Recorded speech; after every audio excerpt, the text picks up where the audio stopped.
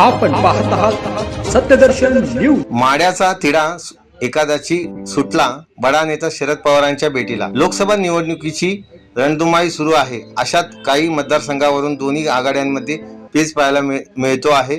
महाविकास आघाडीतही काही जागांवर तिढा असल्याचं पाहायला मिळत आहे। मात्र आता हा तिढा सुटल्याची चर्चा राजकीय वर्तुळात रंगली आहे। कारण एका बड्या नेत्यानं राष्ट्रवादी शरदचंद्र पवार पक्षाचे अध्यक्ष शरद पवार यांची भेट घेतली आहे। त्यामुळे माड्याचा तिढा सुटल्याची माहिती आहे। माडा लोकसभा मतदारसंघातून स्वतः शरद पवार लोकसभा निवडणूक लढतील अशी शक्यता राजकीय वर्तुळात व्यक्त केली जात आहे।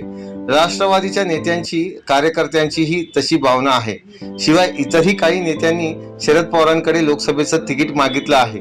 मात्र बड्या नेत्याच्या भेटीने माड्याची उमेदवारी निश्चित झाल्याची माहिती सूत्रांनी दिली आहे। संभाजी ब्रिगेडचे प्रदेशाध्यक्ष प्रवीण गायकवाड यांनी शरद पवार यांची भेट घेतली आहे।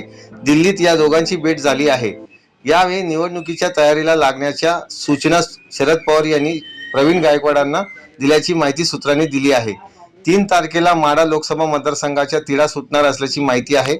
माड्यातील जागा महाविकास आघाडीने जिंकावी यासाठी जोरदार प्रयत्न केले जात आहेत। यासाठी शरद पवार स्वतः रिंगणात उतरल्याचं पाहायला मिळत आहे। माड्यातील शिंदे गटाचे नेते संजय कोकाटे लवकरच राष्ट्रवादी काँग्रेस शरद पवार गटात प्रवेश करणार आहेत। येत्या 2 ते 3 दिवसांमध्ये संजय कोकाटे यांचा राष्ट्रवादी काँग्रेस शरद पवार गटात प्रवेश होणार आहे।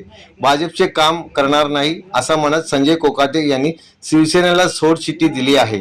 माढा तालुक्यातील बबनराव शिंदे यांच्या विरोधात मी विधानसभा लढणार असल्याचे देखील जाहीर केलं आहे।